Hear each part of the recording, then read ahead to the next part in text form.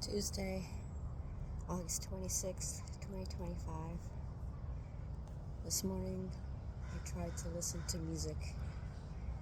Unfortunately, I needed to have the camera off in order for that to happen. I was a lot more energetic. I'm learning how to dance with myself, and I'm slowly learning to acknowledge a different way of seeing, speaking, and surmising. I definitely do get caught up in loops. There's an insecurity that is a run. Some things I noted was to be free to imagine being awesome while playing basketball, than being small or reacting like, oh, I'm gonna make too much noise, I'm gonna make too much hassle, people will look at me. And it was nice to notice that.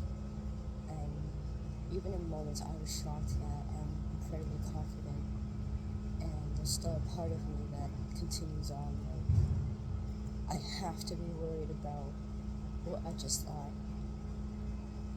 I have to protect myself in a way that's not the case right now. So one thing I've been thinking of was calling when was the safest point of vantage to witness everything and also be a student at the same time. And something that was shared with me, going in with the keyword surmise, that was the learning word of the day.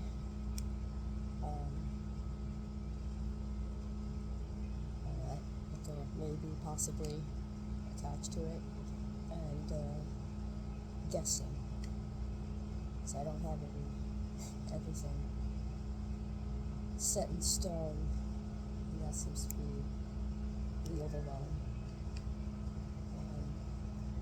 I used to pretend to be someone sitting beside a radio, and I was just hearing different channels. I was hearing different flavors of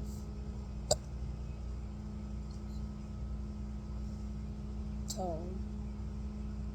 And I remember where on the research of DID, there's the littles, the teenagers, and the parts that, I can't remember the abbreviation at the moment, normal presenting. And I think that's where I'm kind of stuck, because I've got a weaker awareness of everything that's happened. And I guess the way I like to look at it is grief. There's a grief that's yet to happen. And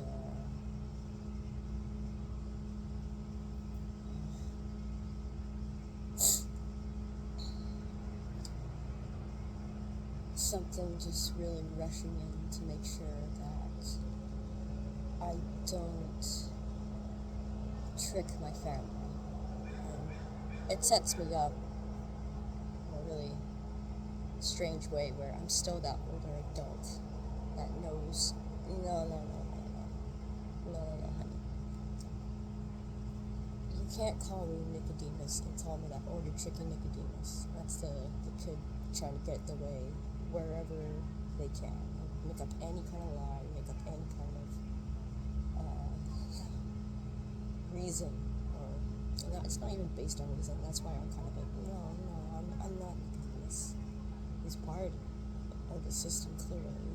He's part of me, but factually speaking, even seeing it as a singular life, it is a character that I created, and what he represents and everything. And trying to back up a little bit right now, in the realm of slowly collecting things over time and not be so obsessed to string up everything, because there's this strange time traveling thing that Josh is able to explain about time, space, and distortion. I don't really know how to continue with that thought. Body parts. So there's been body parts, there's been, and these are things I haven't been saying. So body parts, there's new words I learned randomly that actually fit the situation. And those are kind of rare. They're not very common. They don't often fit the context of everything surrounding me and everything I've learned. And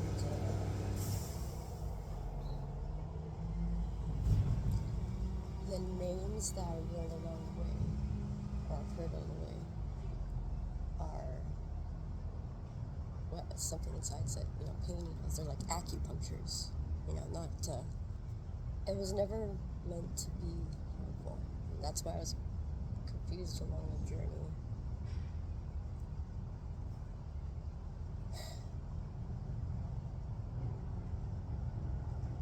And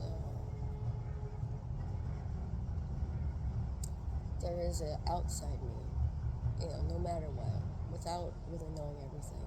There's always that mask that has to exist outside. And then there's the inside me. And then there's the constant chatter in my head that truly is overwhelming. I'm being very selective in what I say because I even lose my sense of gravity of the situation. I don't have a frame of reference remembering what normal is. Like, as I speak in that moment, that's all my normal.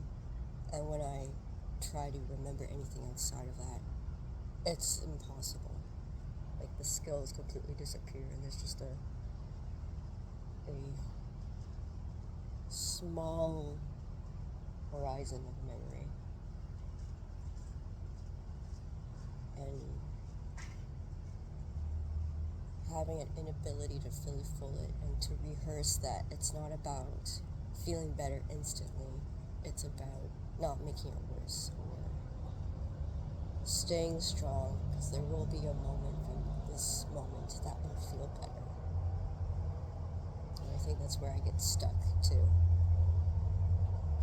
because I feel like I've been waiting for just something to happen, and it has happened. I've had moments of being left alone when I was overwhelmed, and that happened at the swimming pool last week, some time ago. And really detaching myself from being a commenter of an experience that I already know I'm in the journey of, and kindness to just take a handful of beads and just squeeze it, let it fall, watch it slowly, and that's already an incredible moment of relief. And to kind of shut off that adult commentary or those words that are getting in the way, and that weird reflex in me, just for a moment I belittle it, and I know that's not how I feel, and then it'll echo or do something where it comes back.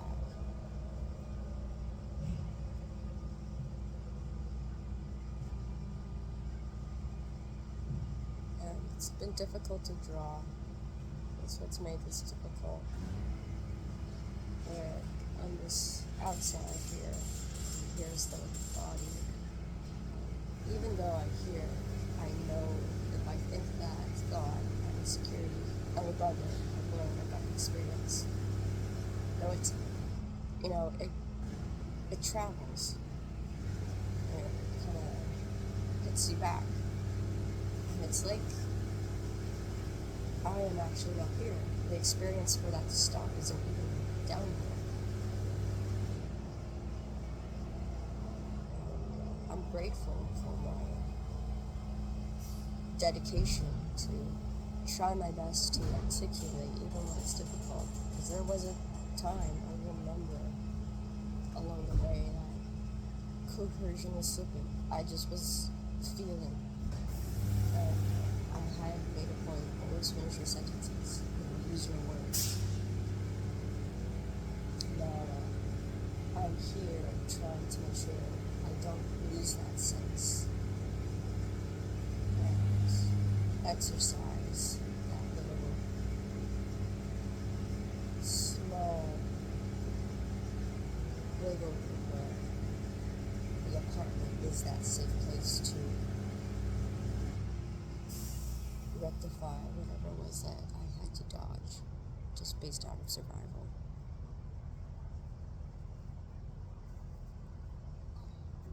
And truly right now, I'm surrounded by circumstances that make it very difficult to remain fully calm.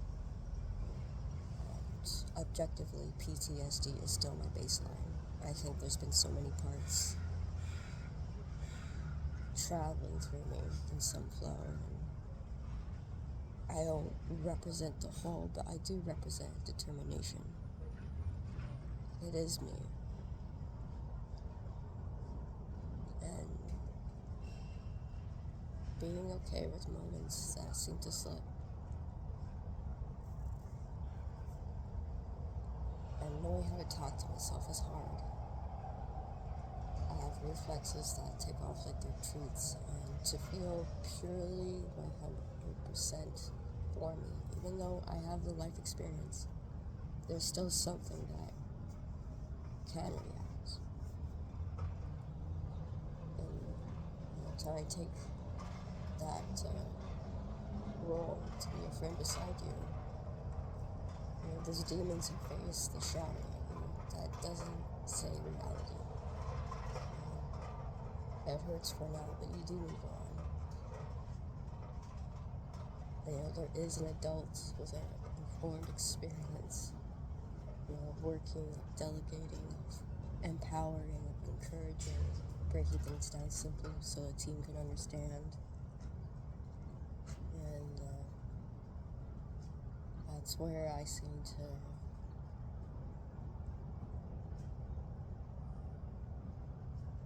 trying to think of a lovely word. I know watercolors. And I just kind of spread out and I thin out. And I just fog. And something that I've noticed is I continue to talk as though I'm that same person, even though the shift already happened. And that's kind of where I learned something recently, to kind of acknowledge, mouth. Had to grab every memory and just keep moving. I had to keep moving. If I stopped, there was no surviving what I did.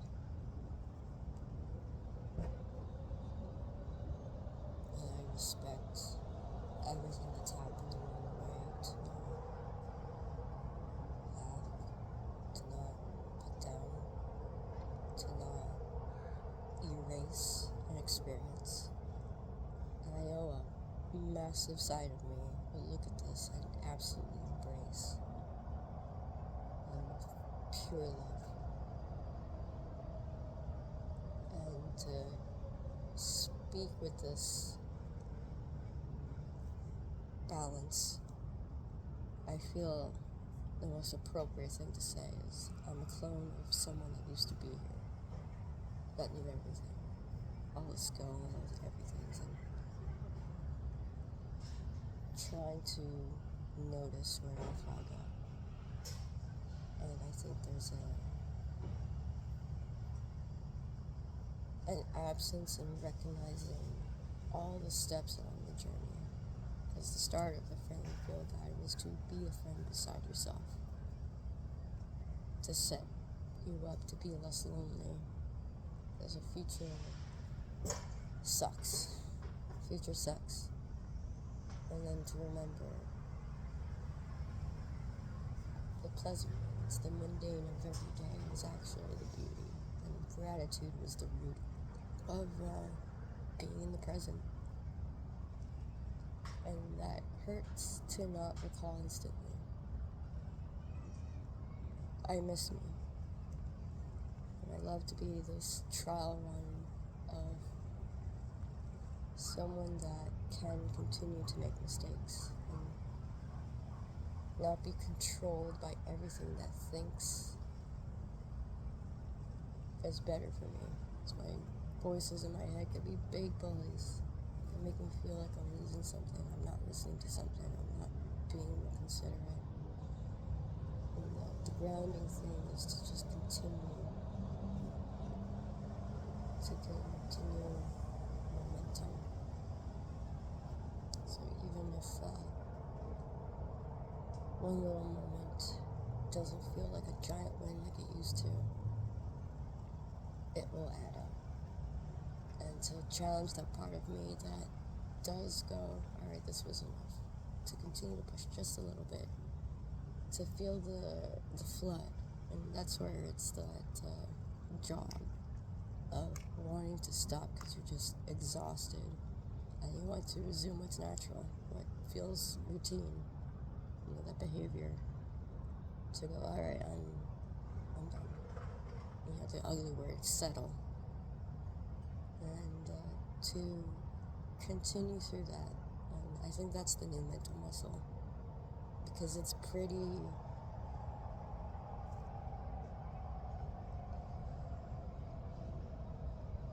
easy to slip into a emotional flood that feels like a regular conversation.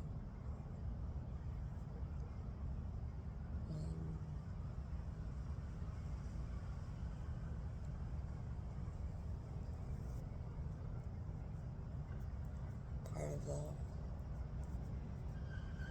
journey is to be in a stable place so I can notice the difference. The difference has been a state of chaos every day. It's only in few seldom moments I can notice, oh, this is what tension in the head feels like. This is what moving past being the same inside, but your body moves forward ahead of you, or it changes expression that's different from what you feel inside. Your body just feels off. And where I'm kind of making sure that the vagus nerve does get that exercise and time of the day, and to be aware of this kind of heartbreaking reality. As I sound intelligent talking right now, I know the goal, I know the journey, I know the experience, I know the hard work necessary, and already had a feedback going,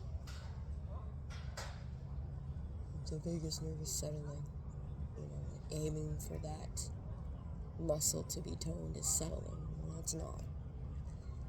And the skill I have that future me probably laugh at. For one moment in time, I'm like a dandelion. Everything flies off me. All my experience, all the microscopic little trips I've had along the way, hurts, things that happened in childhood that, a normal person would notice and just walk by. It's like, no, that was years ago. That doesn't register here. So then that becomes its own branch.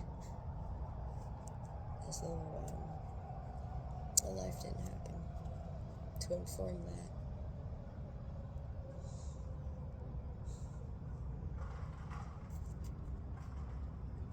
And to truly continue reading this dissociation book I have.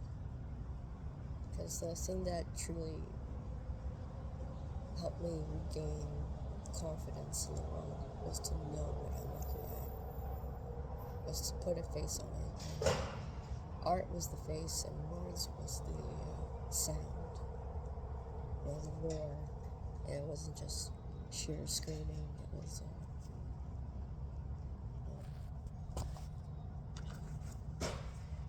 courage to go and know your own. And compassion in there to see and witness a suffering that isn't you.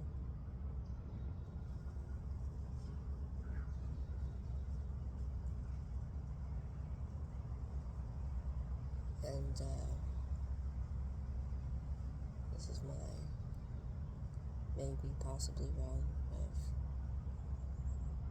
what a singular person would go through that once upon a time I knew was to embrace your inner child and tell them we're here now, it's okay. I'm not sure I have that ability anymore.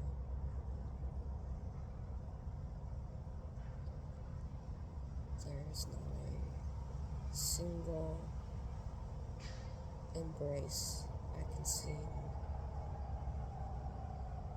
to give because I've been deceived, constantly trying to comfort, to give them a chance to participate, to catch up, to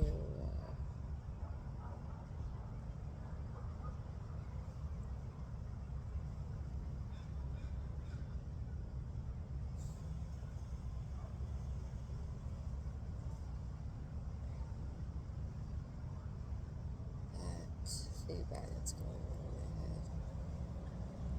Sometimes it helps inform me, but said in a childish way, like a teenager.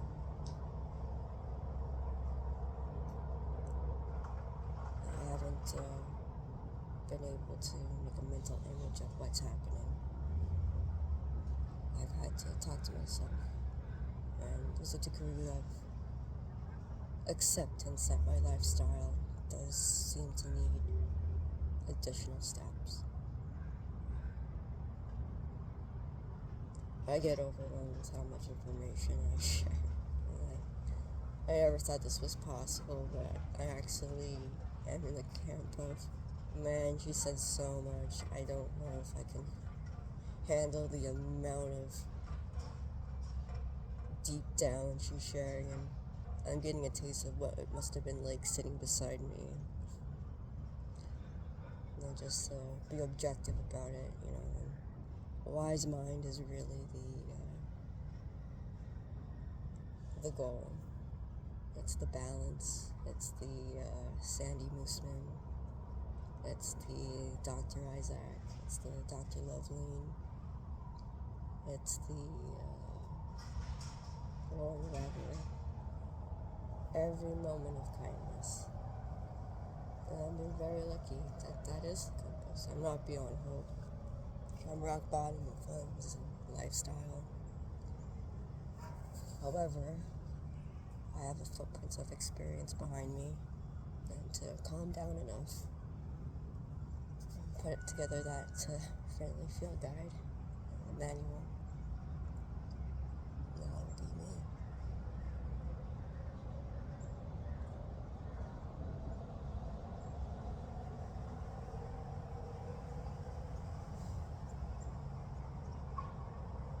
And someday, this will all make sense. And one day this will make sense. Why whenever I pause, there needs to be something has to have the final say before I walk off.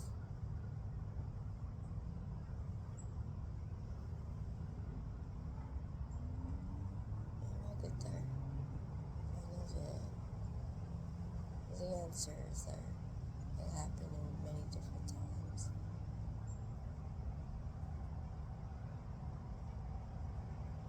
And figuring out my sensory PTSD, some micro illusions that happen.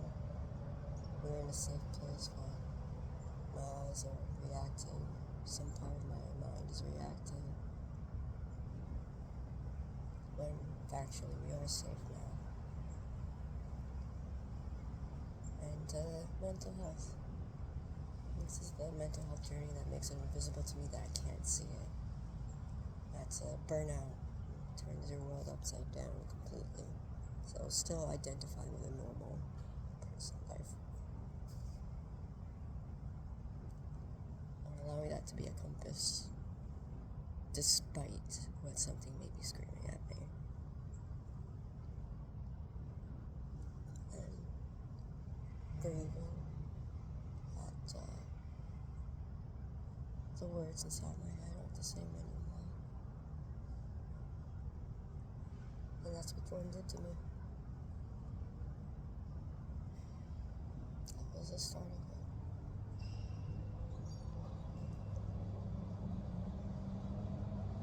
These things to me right now didn't happen out of the blue.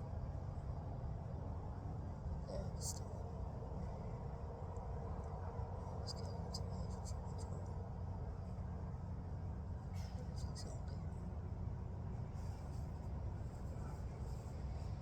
So whatever blame I place on myself about not acting,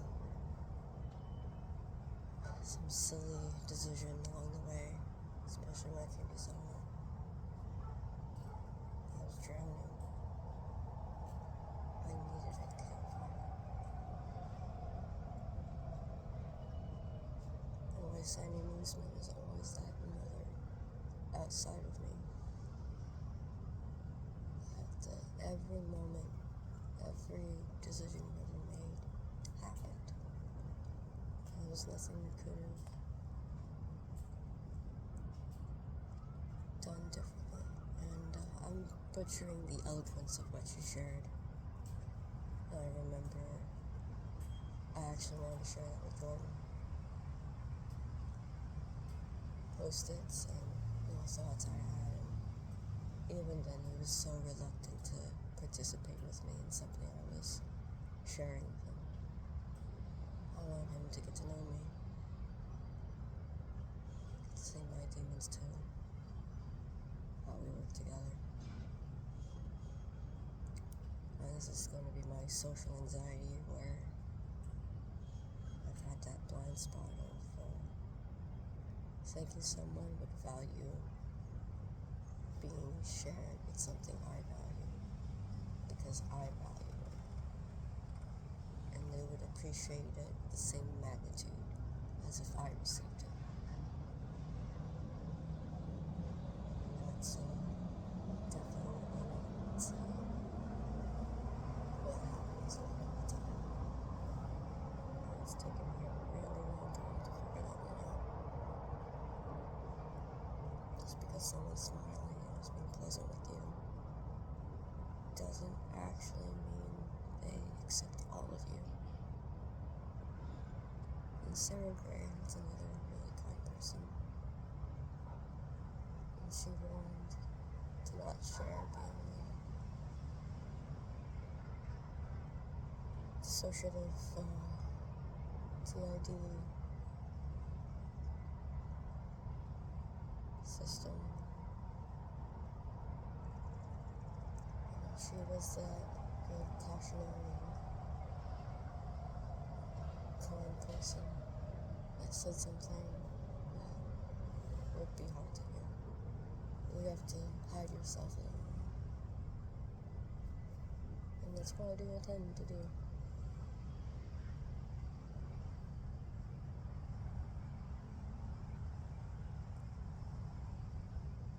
And I'm upset in places where I have to keep working hard. I'm not really sure how to react here because I don't know why.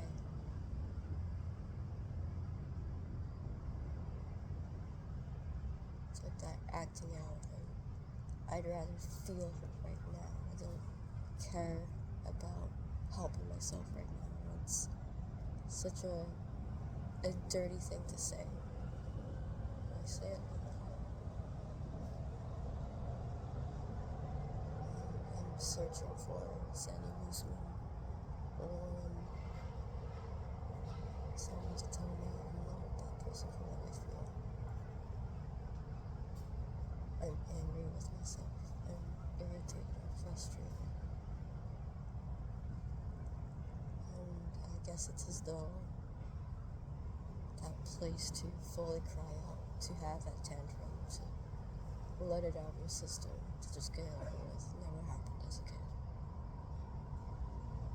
I never had an opportunity as a kid to scream and shout and then be consoled and have a parent sit beside me to work it out. So all those missing moments of childhood teaches you. They're happening now. It's part of the grief. I identify essentially as an orphan. No mother, no pet, no anything. Even lately, I've been getting into this complex on what to even call myself. Or sticks, Heather, no. And it's sad because I loved the name No. And my relationship with words also governing itself. And not to blame. Because if I sit beside myself, there's not a moment in this journey to blame yourself.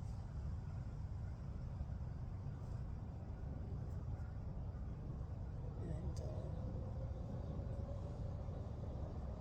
the difficulty of what I'm going through, the skills to do DBT, I've actually witnessed and felt it, where holding two perspectives, holding two opinions, it's next to impossible. And my reflex here is, I don't ever want to be a different person than what I know. The ones I recognized that walked through me, Nicotine, Sanders, and Dagan. And no. And then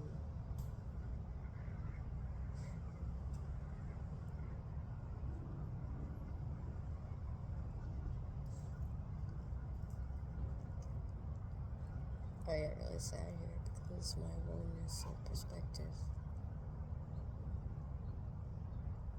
can shift how I see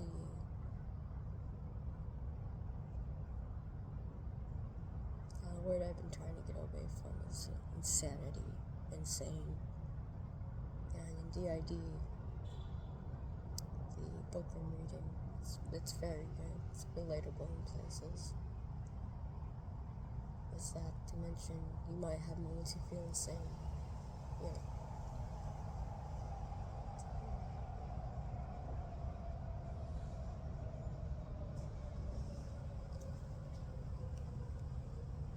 It's a something. It's not dangerous. That's kind of a frustration I face where I slip and say a word like dangerous, or I'll get angry in a moment, and then something kind of mimics. It's like that kid that tries to copy with like an adult, but they don't. And that's definitely been the case inside my head. And I fucking hate this mind control thing. And this morning, truly, I'm sad that the brevity of it is lost. That right now, exhaustion is sulk. An amalgamate is with probably, a form of sulk exhaustion. And right now the body is in a sleep state. And it's difficult to really understand everything, because without that stability, you can't find that co-host, that um, co-occurring. It was another beautiful word the other day. And the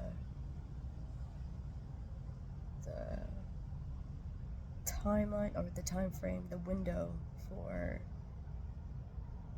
that good feedback, that is actually other parts. I got here being helped by parts that reached out.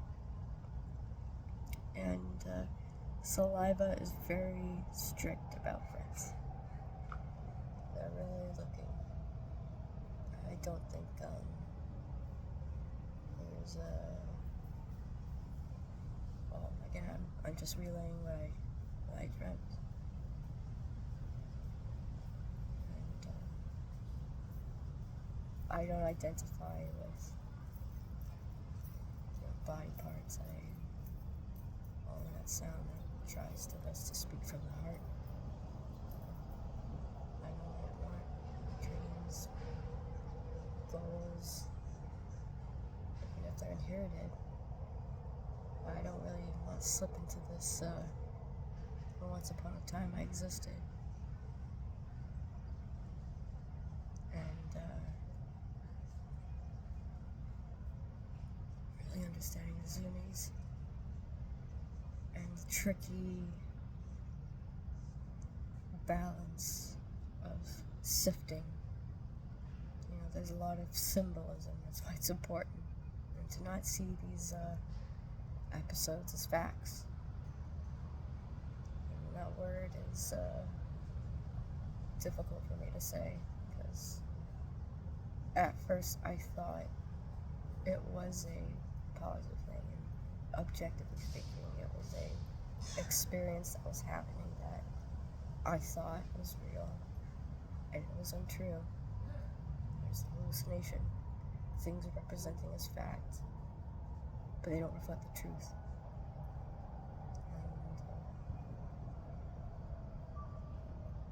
And to take whatever you witnessed as part of something big, part of something, and letting go, truly letting go of stories. I've already told myself that the story of 2023 is finished.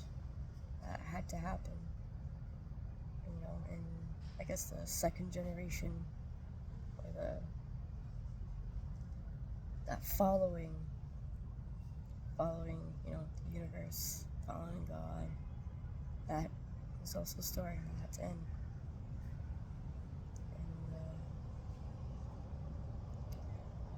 And alongside it, sexual relations with Nicodemus, Dagan, Kiva, that had to be put to bed too. And the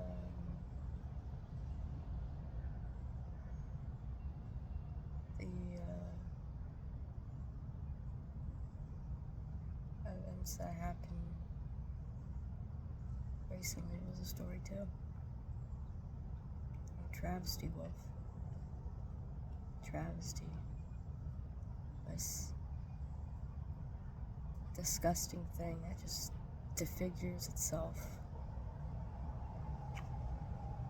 behind.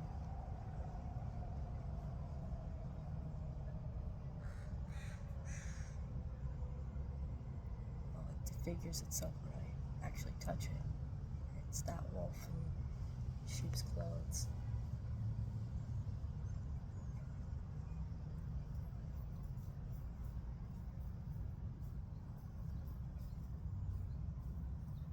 Oh boy, that cried wolf. And something I honestly miss is making stories. There's one called a bee.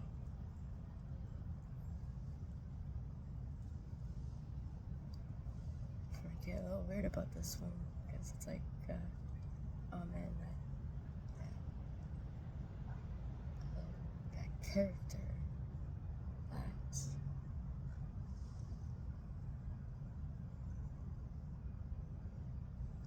incredibly humbling guy walked alongside. I want him to be like, he's always the I never want to forget you, Nicodemus. You know, still have this moment of, no, I'm not gonna forget you. Sweet Lord, I'm not gonna forget you. And it's about a ghost that came from a lineage of cowards and thieves and reached the end of an ancestry, I guess. A time. This is death, and in this world, there is another side, but he wasn't going to make it. I haven't fully fleshed out this world. Along the way, a ghost, a mute ghost, very much fashioned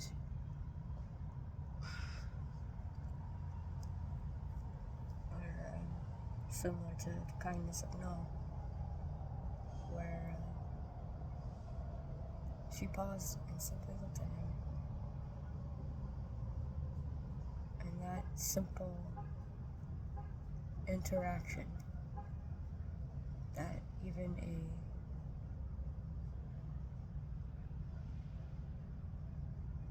demon like me could be worthy of kindness.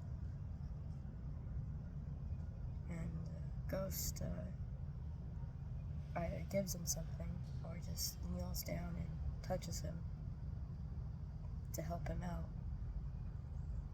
And it's a massive risk for her. Because her role in this world was she's a ghost that didn't go to the other side. She lives in between, and that's an impossibility. Or she helps carry souls, suitcases, luggages, to the other side. Soul Case, that was kind of the title before. And by doing so, she helped him on the train to paradise. But she would never board the train herself. She'd always take a step back and do what she does, and it angers something. It really angers a lot of spirits. Maybe higher self-proclaimed deities. And thinking about antagonists was the most fun part in any story. And this one, it was a collective that presents as one person. She's this dominatrix in a way. I haven't fully fleshed it out, but yeah, there's a lot of moments there. And oh my gosh, just to back it up, because Taiga, that's what his name was, and probably work in progress. I did remember thinking of a better name, and I forgot to write it down, and I'm having faith one day I'll come across it. Taiga is loud, obnoxious. He comes back bigger than ever. He does not at all behave in a way his type of demon or ghost does. He's a helper. He likes to help people. He was so touched by Ghost that he remade himself to be this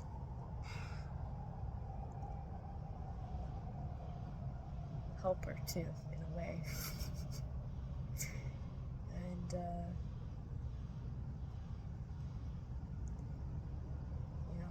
it's such a nice opportunity to have that ragtag team of other perished souls who couldn't be saved, and then he picks them up and tries to be like Ghost, and it's funny idea that someone would actively be trying to kill him, but he's like, yeah, that's just Susan. She's cool. She's she's been in recovery, and just sets them back down and helps them get back to their desk and work. Well, a moment ago they were throwing, I don't know, firing arrows of fire, brimstone or something, like pens. It's that relationship? something secretly trying to kill you, but they don't do it. Yeah, it's just, I'm brainstorming right now. I really like Tyga.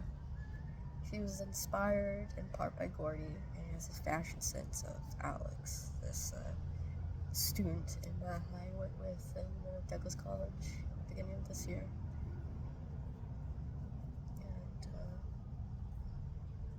And I really want to draw. I want to create. I want to get lost in the world. You know, that's my bread and butter. Without being bogged down by everything. It's a tree. My apartment, like that extension of a hospital bed. It's part of the lonely journey I've been having is not being taken seriously. And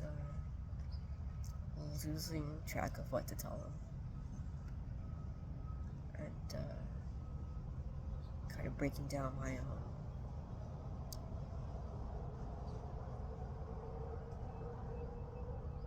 platform. It took a long time for me to swim up the shore, to have the bravery to say things, and I'm still scared of being turned down, of being challenged. If what I did was, what if I experienced was in any way life-threatening or harmful? Absolutely was. And that deja vu of I wish I could just take a headphone jack and plug it into my heart and you can listen to it. You can hear all the pain, the screaming, the masking.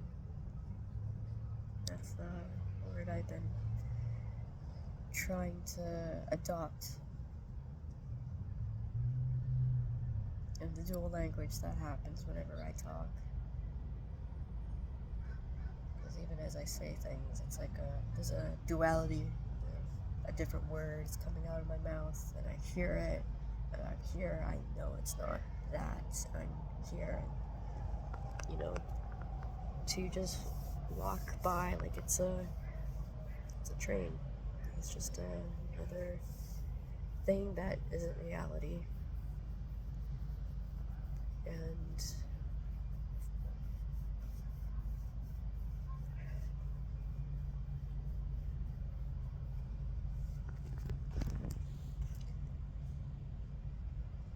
be stubborn in places that I know I want to be, and be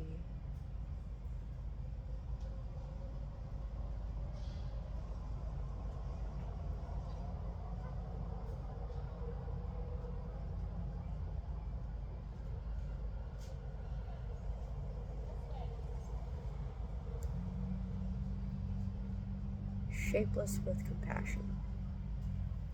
That I don't always have words. I don't always have the logic. I don't always have that balance. I don't always have that self-discipline. I don't always know how to feel like I'm at the base of the lighthouse. I'm searching for it, even though I created it. It was always a work in progress, and I think I have accidentally, along the way, made it seem like I am the one responsible for feeling good, when I'm not. Not in those moments. Symbolism got hurt. That the function of a lighthouse is to lead ships safely to shore. And feeling lost at sea is how this feels. And to think of the lighthouse as that campfire, we'll see it again.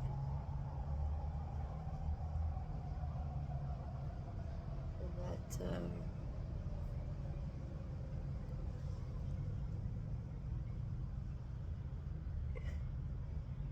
it does happen. I just had a really sweet moment. Something inside said, hope we get to see you again.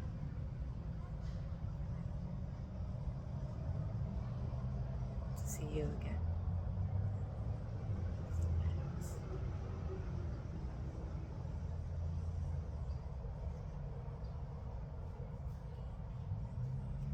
Alright. I'm going to get off. I was not expecting to sit here for 15 minutes talking. So,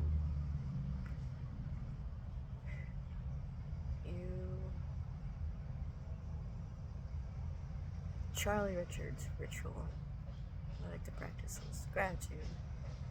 So the victory of today, or funny moment of the day.